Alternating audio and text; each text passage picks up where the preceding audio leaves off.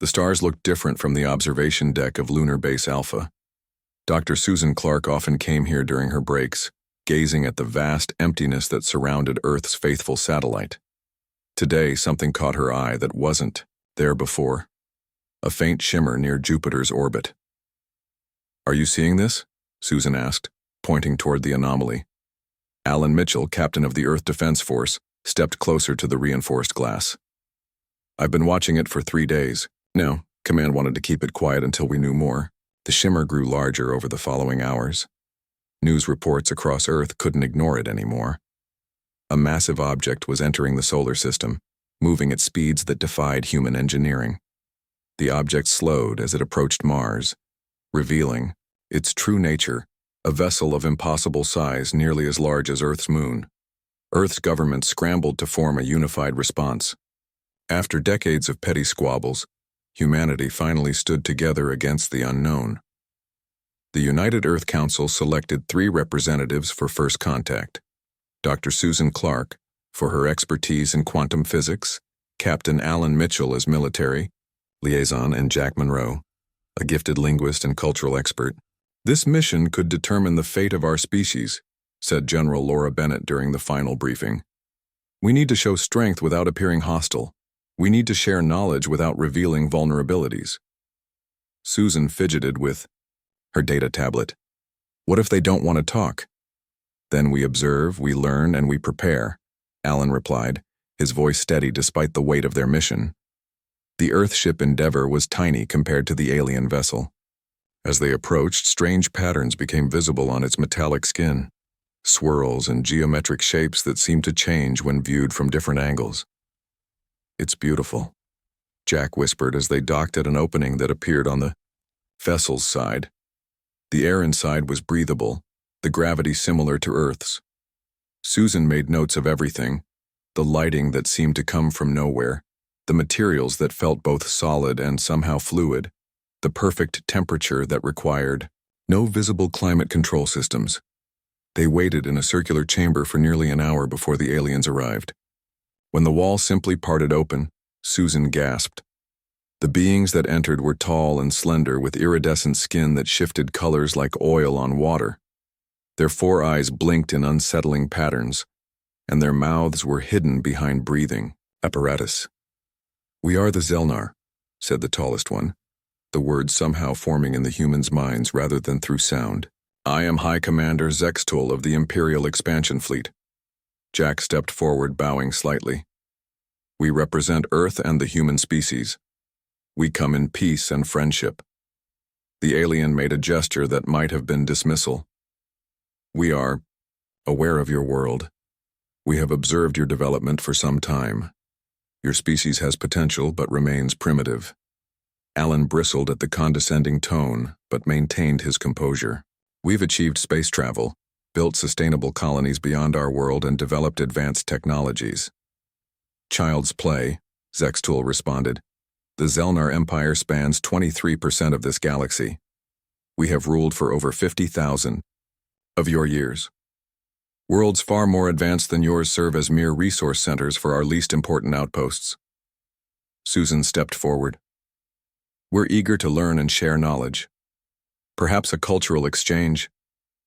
"The Empire does not exchange," Zextul interrupted. "The Empire rules. The Empire decides. The Empire determines the fate of lesser species." The air in the chamber seemed to grow colder. Jack tried again, his training in diplomacy evident in his measured tone. "Perhaps we've misunderstood. We hoped to establish peaceful relations." "Relations are already established," said Zextul. "You will join the Empire as a protectorate state. Your resources will serve our needs. Your people will follow our directives. This is not negotiable." Alan's hand drifted toward his sidearm, but Susan caught his wrist, shaking her head slightly. "And if we decline this generous offer?" Alan asked, barely containing his anger. Zextul made a sound like metal grinding against glass, perhaps laughter. "Decline? There is no declining. There is acceptance or there is elimination. The choice belongs to your leaders, but the outcome remains the same." With a gesture from Zextul, a holographic display appeared in the center of the room. It showed The solar system with dozens of large red dots surrounding it. Our fleet approaches, said the alien. 137 warships, each capable of sterilizing a continental landmass. We arrived first to offer terms. It is our way. Susan felt her heart sink. Earth's entire defense fleet consisted of 31 ships, none designed for major combat. They were severely outmatched. You have 1 month by your calendar to prepare your world for integration. Use this time wisely. Resistance would be unfortunate. As the human delegation prepared to return to their ship, Susan noticed a small crystalline object on the floor near where the aliens had stood. Without thinking, she slipped it into her pocket. The journey back to Earth was silent, each delegate lost in their own thoughts. The Endeavor's crew could sense the mission had gone poorly from their expressions alone. When they landed, the United Earth Council was waiting.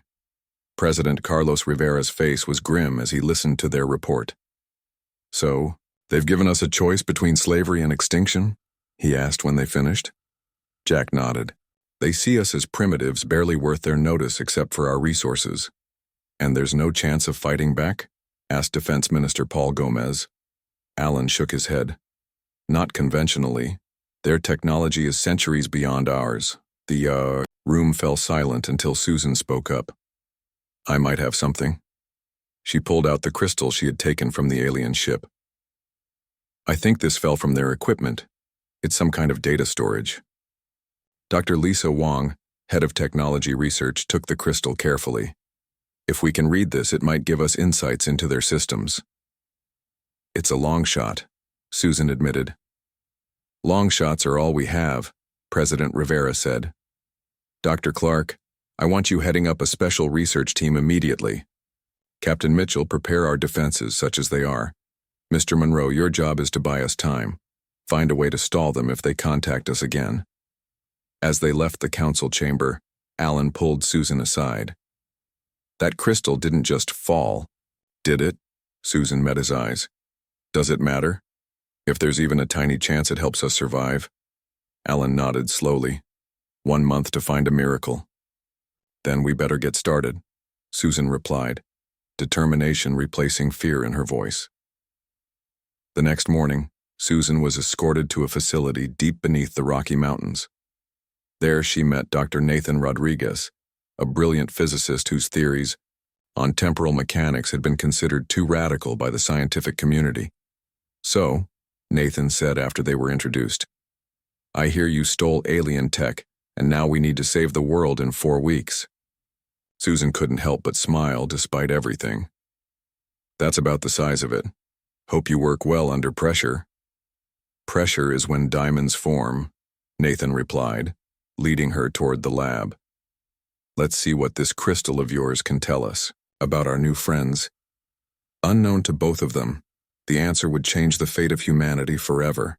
The hidden facility beneath the Rocky Mountains hummed with activity.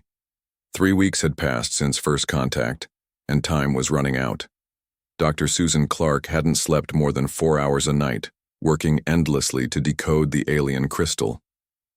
I think I've got something, Dr. Nathan Rodriguez called from his workstation. Susan rushed over, nearly spilling her coffee. The screen showed strange symbols flowing across it, gradually transforming into recognizable patterns. The translation program is working, Susan said, her voice full of wonder. It's converting their data structures to something we can understand. Nathan nodded, his eyes never leaving the screen. It's not a complete schematic, but it shows their power distribution system. The way they generate energy it's incredible. Susan studied the diagrams. They're manipulating subspace fields to extract energy directly from quantum fluctuations. We've theorized this was possible, but never had the means to test it. And look at these power levels, Nathan pointed to a series of numbers. One of their ships generates more energy than our entire global power grid. Susan sat heavily in a nearby chair. How can we possibly fight that? Nathan didn't answer immediately. Instead, he pulled up another file, his own research on temporal mechanics. Maybe we don't fight their power. Maybe we use it against them. He explained his theory as simply as he could. Time wasn't constant throughout the universe. It could be stretched or compressed under certain conditions. Gravity affected time, a fact proven centuries ago. Nathan had been working on a theoretical device that could artificially create such effects. But I could never generate enough power to make it work, he said. Now with their energy technology, Susan's eyes widened as she understood. We could create a weapon that doesn't destroy their ships, it traps them in altered time. Nathan nodded excitedly. Exactly. A time dilation cannon. Hit them with one setting and they're frozen, experiencing time so slowly they might as well be statues. Reverse the polarity. And they age to dust in seconds, Susan finished. But can we build it in the time we have left? Not alone, Nathan admitted. We need help. The next day, President Rivera called an emergency meeting with the United Earth Defense Council. Susan and Nathan presented their findings and their radical weapon concept. The initial reaction was skepticism. You're suggesting we build a device that can manipulate time itself, said General Bennett, her voice heavy with doubt. That sounds like science fiction, not a practical defense strategy. So did faster-than-light travel once, Nathan countered.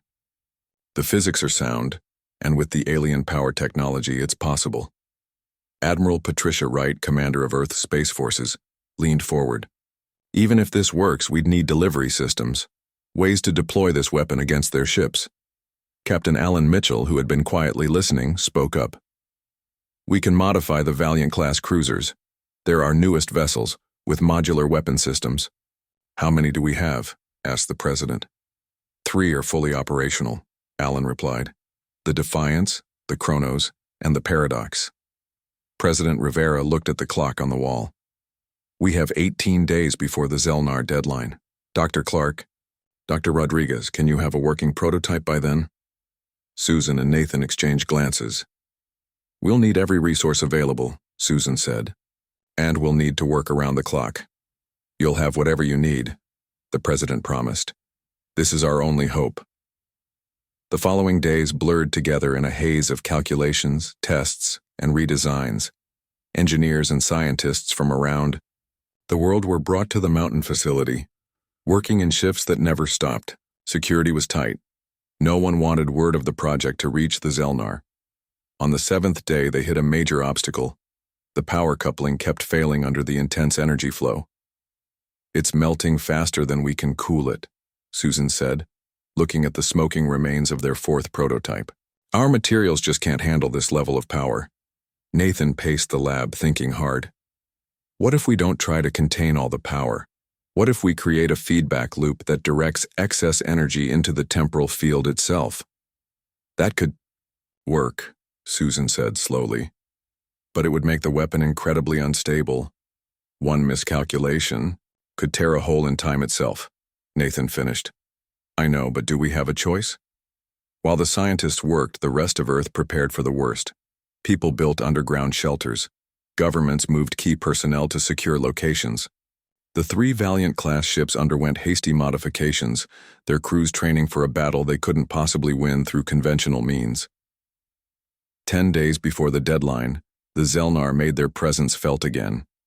A small outpost on Ganymede, one of Jupiter's moons, was destroyed without warning. All 10,000 colonists were killed instantly. The message was clear. Submit or face extinction. The attack added new urgency to the project. Susan and Nathan barely left the lab now. They ate there, sometimes slept there on cots brought in for the purpose. Their prototype was taking shape, a massive cannon-like device filled with layers of exotic materials. We need to test it, Susan said on the day they finally assembled all the components. But how? We can't exactly advertise what we're doing, Admiral.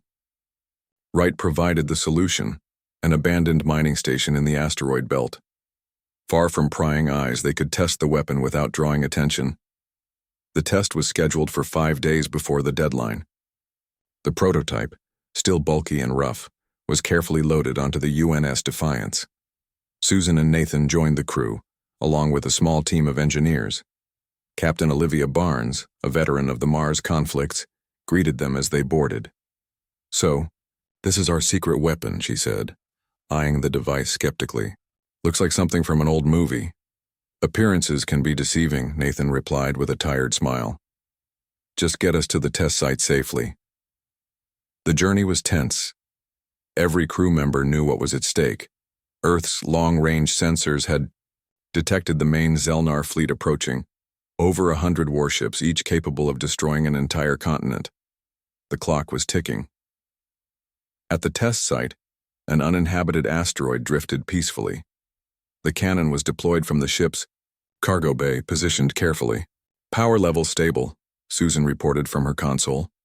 Targeting system locked on the asteroid. Nathan took a deep breath. Activating temporal field generator. Nothing seemed to happen at first.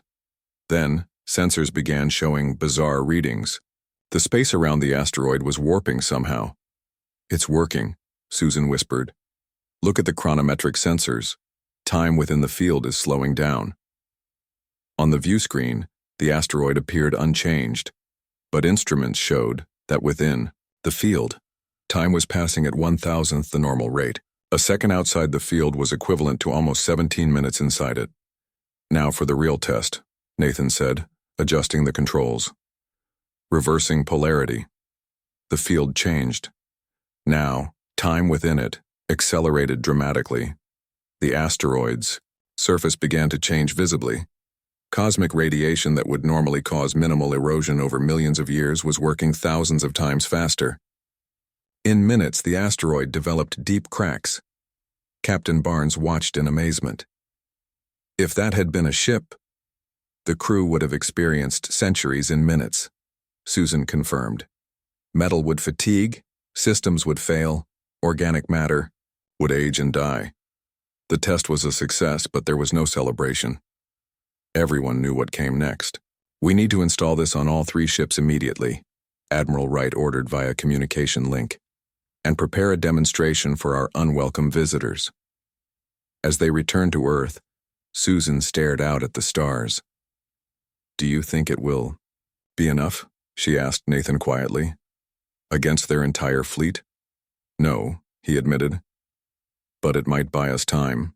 And time, he added with a grim smile, is our weapon now. 3 days before the Zelnar deadline, Earth made an unexpected move.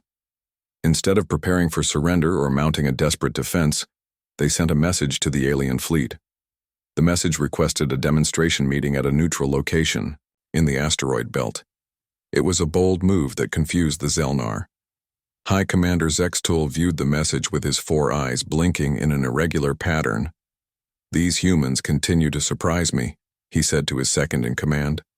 They must know they cannot win, yet they ask for a meeting instead of begging for mercy. Perhaps they wish to negotiate better terms, suggested Subcommander Vexnar. There are no negotiations with the Empire, Zextul replied sharply. But I am curious about what they plan to show us. Prepare my personal battlecruiser. We will grant them this final request before we take their world. On Earth, final preparations were underway. The time dilation cannon had been successfully installed on all 3 Valiant-class ships. The UNS Defiance would lead the mission, with Captain Olivia Barnes in command. Dr. Susan Clark and Dr. Nathan Rodriguez would join her to operate the weapon. President Rivera addressed the small crew before they departed. You carry with you the hopes of over 10 billion people, he said solemnly. Whatever happens today will determine the future of our species. Good luck. The journey to the meeting point was tense. Susan checked and rechecked the cannon's systems, while Nathan made final adjustments to the targeting computers. Do you think they'll actually show up? Susan asked Captain Barnes. They'll come, Barnes replied confidently. Beings like that are always curious. They want to see what the primitives are up to before they crush them. Sure enough, when they reached the designated coordinates, a massive Zelnar ship was waiting. It dwarfed the Defiance, its metallic hull gleaming in the distant sunlight. Several smaller vessels surrounded it like protective insects around their queen. They've brought friends, Nathan observed nervously. So have we, Barnes replied, nodding toward the tactical display. The UNS Kronos and UNS Paradox were hidden behind larger asteroids, weapons ready but powered down to avoid detection. Communications opened, and Zextool's face appeared on the main screen. "We have granted your request, humans. What is this? Demonstration you wish to show us before you submit to the inevitable?" Captain Barnes stepped forward. "High Commander, my government has authorized me to present a new technology we've developed. We believe it might interest the Empire." Zextool made the grinding sound they had come to recognize as laughter. "Your primitive technology holds no interest for us, but proceed. Amuse us one last time." Barnes nodded to Susan, who activated the targeting system. "We've developed a device that manipulates the flow of time within a localized field," she explained professionally. "Allow us to demonstrate on an uninhabited asteroid." The time dilation cannon hummed to life. A beam of energy, almost invisible, except for a slight distortion in the space it passed through, shot toward a nearby asteroid. The rock appeared unchanged at first, but instruments showed that time within the field had slowed to 1/10,000th of normal rate. "As you can see," Susan continued, "anything within this field experiences time at a dramatically slower rate than the surrounding space. A being caught in this field would experience 1 second, while almost 3 hours pass outside it." Zextool seemed unimpressed. "A minor curiosity. Is this truly why you delayed your surrender?" Nathan took over, his voice steady despite his fear. "That's only half of what the weapon can do. The field can also be reversed. With a few quick adjustments," he changed the cannon settings. This time, when the beam hit a different asteroid, the effect was immediately visible. The rock began to crack, then crumble, then turn to dust in a matter of seconds as millions of years of cosmic radiation and micrometeorite impacts happened in compressed time. There was silence on the communication channel. Then Zextool spoke, a new note in his voice. "An interesting toy, but demonstrations on lifeless rocks prove nothing." "We thought you might say that," Captain Barnes replied. She gave a signal, and Nathan targeted one of the smaller Zelnar scout ships that had accompanied the battlecruiser. Before Zextool could protest, the beam struck the vessel. The ship didn't explode or break apart. It simply aged. Metal corroded, systems failed, and within seconds the once pristine craft was a floating wreck, its crew experiencing centuries in moments. Alarms blared on the Zelnar battlecruiser. "What have you done?" Zextool demanded, his previous arrogance replaced by shock. "We've shown you what happens when time becomes a weapon," Barnes answered calmly. "Now imagine this effect on a larger scale, targeting your entire fleet or even your homeworld." Susan stepped forward. "We don't want war, High Commander. We want to be left in peace. Our worlds need never interact if that is your preference. But we will not surrender our freedom." Zextool's skin changed color rapidly, a sign of intense emotion among his species. "This conversation is over. You have committed an act of war against the Empire. There will be no mercy now." The communication ended abruptly. The Zelnar battlecruiser powered up its weapon systems. "I think we made him angry," Nathan said, trying to keep his voice light despite the danger. Barnes didn't waste time. "Signal, the Chronos and Paradox. Execute Plan Omega. All hands to battle stations." The UNS Defiance accelerated away from the Zelnar ship. The battlecruiser fired, missing the smaller human vessel but coming uncomfortably close. "They're calling for reinforcements," reported the communications officer, detecting multiple ships dropping out of faster-than-light travel. Within minutes, the situation had changed dramatically. Where there had been one Zelnar battlecruiser and a few scout ships, now there were 15 heavy warships. The odds were overwhelming. "We need to get back to Earth," Susan said urgently. "Warn them what's coming." "No," Barnes replied, her face set with determination. "This was always a one-way mission. We showed them our weapon works. Now we need to buy Earth time to prepare more of them." She turned to her tactical officer. "Target the nearest Zelnar ship with the time dilation field. Maximum setting." The cannon fired again, catching another alien vessel in its beam. This time? The effect was even more dramatic. The ship seemed to freeze in space, becoming a perfect statue as time inside the field slowed to a crawl. "One down," Barnes said grimly, Many more to go.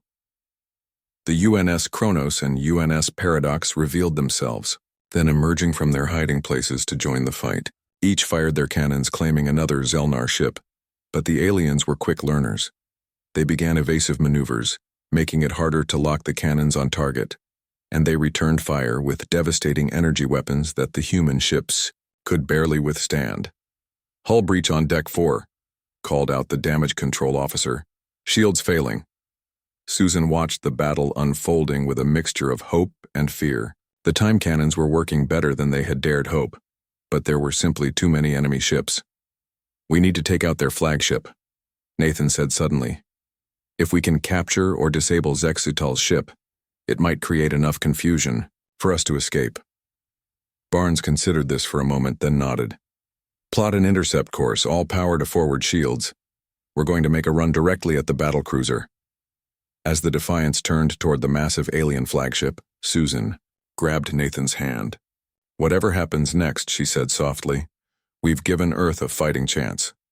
Nathan squeezed her hand in return. "And we've shown the galaxy that humans aren't to be underestimated."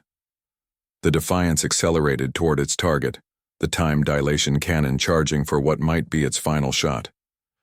The UNS Defiance raced toward the massive Zelnar flagship, dodging energy blasts that lit up the darkness of space. Captain Olivia Barnes gripped her command chair tightly as the ship shuddered under another near miss. "Time to cannon firing range?" she asked, her voice steady despite the chaos around her. 30 seconds, Susan replied from the weapons station. Her fingers danced across the controls, making final adjustments to the time dilation cannon. "But they'll hit us before we can fire." As if to confirm her words, a blast from the Zelnar flagship struck the Defiance directly. The lights flickered, and alarms blared throughout the ship. "Shields down to 17%, called the tactical officer. Barnes made a split-second decision. "Nathan, can you target both time fields at once? Slow and accelerate?" Nathan looked up in surprise. "It's never been tested. The power requirements would be enormous. We don't have much choice," Barnes replied. "Do it." Nathan nodded and joined Susan at the weapons console. Together they reconfigured the cannon, splitting its beam into two separate temporal fields. 20 seconds to firing range, Susan announced. "Across, eh?" The battlefield, the UNS Kronos and UNS Paradox continued their own fights, each taking on multiple Zelnar ships. The Kronos had trapped 2 enemy vessels in slow time fields, effectively removing them from the battle. But the Paradox was in trouble. Its hull breached in multiple locations. "Paradox is reporting critical damage," said the communications officer. "Captain Foster says they can't hold out much longer." Barnes acknowledged the report with a grim nod. "Tell them to pull back if they can. We're about to try something new." 10 seconds to firing range, Susan called out.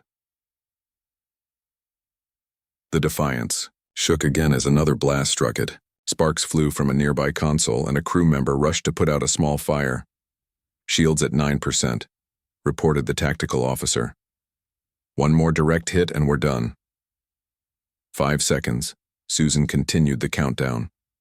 Barnes leaned forward, in her chair. "All power to the cannon, leave just enough for life support." The lights dimmed further as energy was diverted to the weapon. Even the artificial gravity weakened, causing loose objects to float slightly off surfaces. "Firing range achieved," Susan announced. "Cannon ready." "Fire," Barnes ordered. The time dilation cannon released its modified beam, which split into 2 distinct fields as it approached the Zelnar flagship. The first field, a slow time effect, enveloped the front half of the massive ship. The second field, an accelerated time effect, covered the rear. The result was spectacular and horrifying. The Zelnar flagship was literally torn apart by time itself. The front section froze in place, crew members trapped in a near-timeless state. The rear section aged rapidly, metal corroding and systems failing in seconds. The stress between the 2 temporal zones ripped the ship apart along the boundary. "It worked!" Nathan exclaimed in disbelief. Susan stared at her readings in amazement. The differential between the 2 fields created a temporal shear. It's like the ship is being pulled apart by different eras of time. The destruction of their flagship threw the Zelnar fleet into confusion. Their coordinated attack pattern broke down as commanders tried to adapt to the loss of High Commander Zextool's leadership. Barnes seized the moment. Signal the Chronos and Paradox, fall back to the rally point near Saturn. The three human ships disengaged from the battle, accelerating away from the disorganized Zelnar fleet. The Defiance and Chronos managed to escape relatively intact, but the Paradox was struggling, its engines damaged from multiple hits. Paradox is losing power, reported the communications officer. Captain Foster says they won't make it to Saturn. Barnes made another tough decision. Tell the Chronos to take the Paradox under tow. We'll provide covering fire. The Defiance turned, bringing its conventional weapons to bear on the pursuing Zelnar ships. The time cannon was temporarily drained after the massive energy expenditure of the split-field attack. How long until the cannon recharges? Barnes asked. Nathan checked the systems. At least 30 minutes. We pushed it well beyond design specifications. Then we do this the old-fashioned way, Barnes said, ordering her tactical officer to fire missiles and energy weapons. The battle continued as the human ships retreated toward Saturn. The gas giant's massive ring system would provide cover and a tactical advantage. Admiral Patricia Wright was waiting there with Earth's remaining defense fleet, 20 ships gathered in a last stand. Meanwhile, back on Earth, the situation was tense. The United Earth Council monitored the battle from their command center deep beneath Geneva. President Rivera paced nervously as updates came in. The time weapons worked, reported General Bennett, relief evident in her voice. The Zelnar flagship has been destroyed and our ships are falling back to the Saturn defensive line as planned. And the rest of the Zelnar fleet? Rivera asked. Still coming. We've destroyed or disabled perhaps 15 of their vessels, but they have over 100 more approaching the solar system. Rivera nodded soberly. Then this is only the beginning. How many more time cannons can we build? With the resources we have? Maybe 5 more in the next week, but we'd need ships to mount them on and we've already used our best vessels. The president turned to his science advisor. What about a larger version? Something that could protect Earth directly? Theoretically possible, the advisor replied cautiously, but the power requirements would be enormous. Rivera made his decision. Divert all global power generation to the project. We'll build a planetary shield if we have to. Back in space, the 3 human ships finally reached Saturn's orbit. Admiral Wright's fleet moved to protect them as they took shelter behind the planet's largest moon, Titan. Damage report, Barnes requested as they settled into a stable orbit. Hull breaches on decks 3, 4, and 6, replied her executive officer. Life support stable but stressed. The cannon suffered multiple system failures during the split-field attack, but Dr. Rodriguez thinks he can repair it. Nathan was already deep in the ship's engineering section, working with Susan and the technical crew to restore the weapon. The cannon's main power coupling had melted completely, and several key components had fused together from the strain. We need to reinforce the temporal focusing arrays, Nathan told Susan as they worked. If we're going to try that split-field attack again, the system needs to be able to handle the stress. Susan nodded in agreement. And we should add emergency cutoffs. If we'd pushed it any harder, we might have created a runaway temporal reaction. Their work was interrupted by a ship-wide announcement. All hands to battle stations. Zelnar fleet approaching Saturn. Prepare for engagement. Susan and Nathan exchanged worried glances. The cannon was nowhere near ready. We need more time, Susan said. Nathan gave a grim smile. Ironic, isn't it? We created a weapon that manipulates time, and now time is what we don't have. In the command center, Admiral Wright briefed the ship captains via secure communication.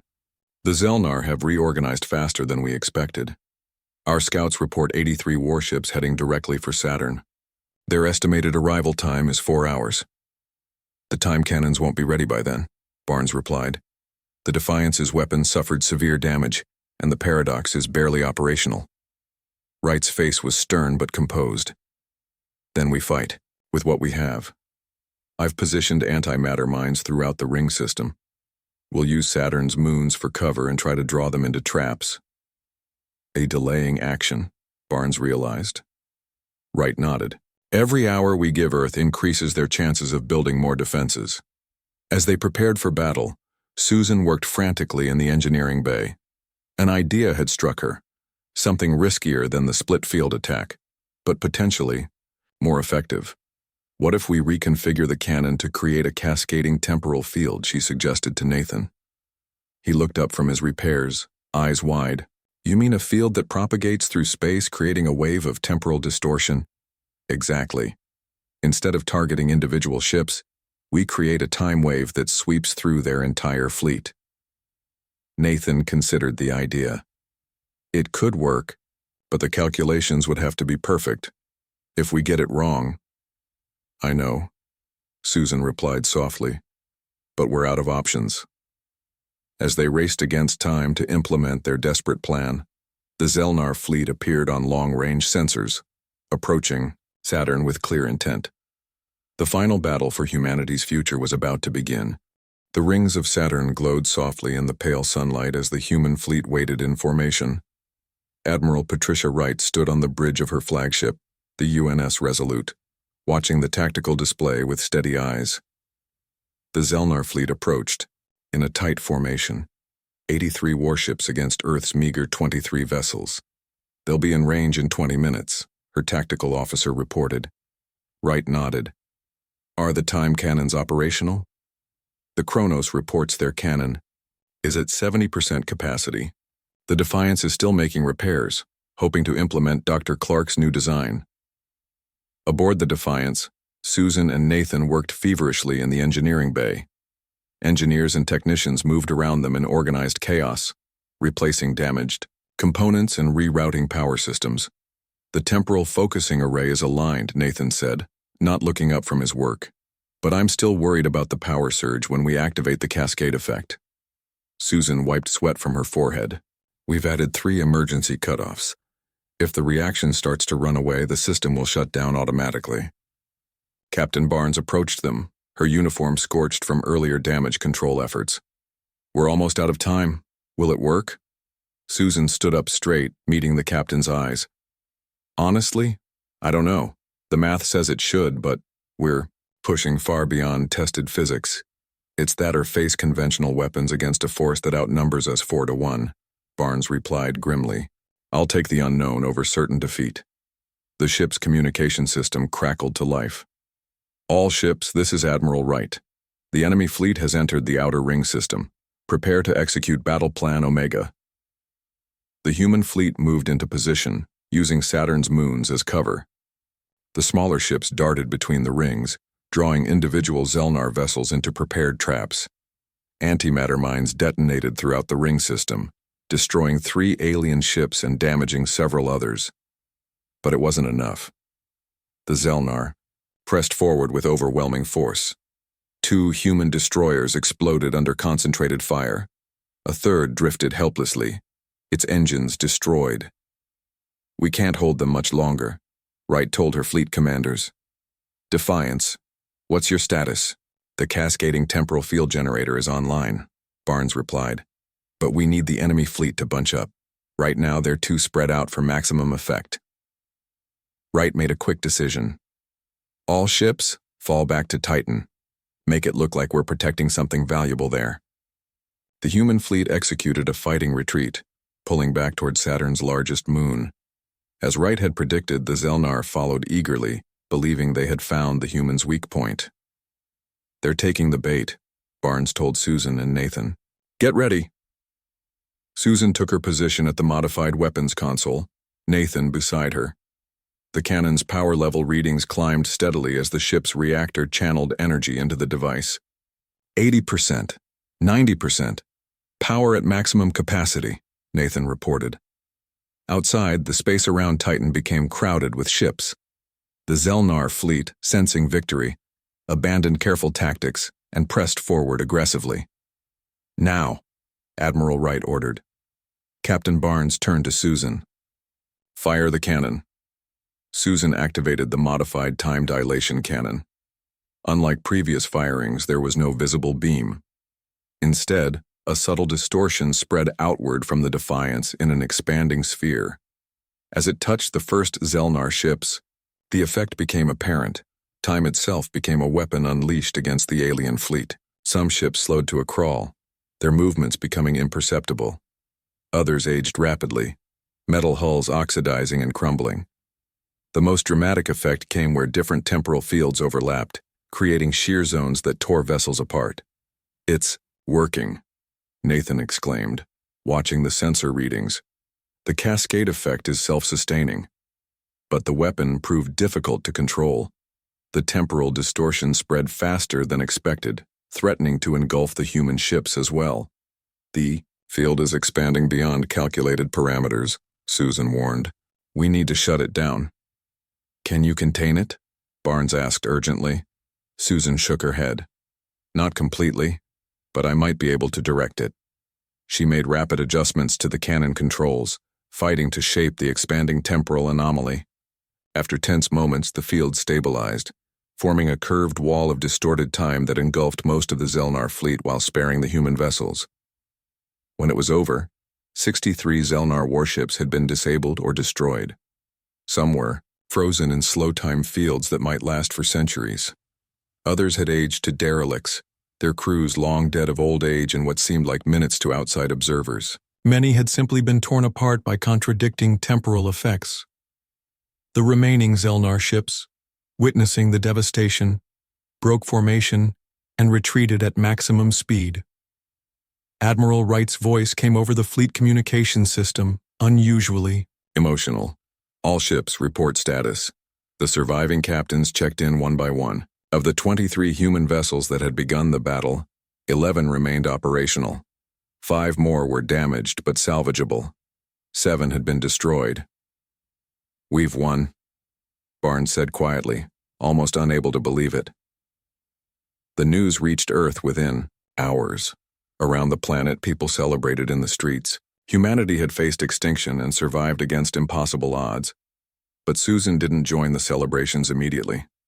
She and Nathan reviewed the data from the battle, particularly the readings from the cascading temporal field. "The distortion is still there," she told President Rivera when she returned to Earth. "It's stable for now, but it's created a permanent anomaly in space near Saturn." "Is it dangerous?" the president asked.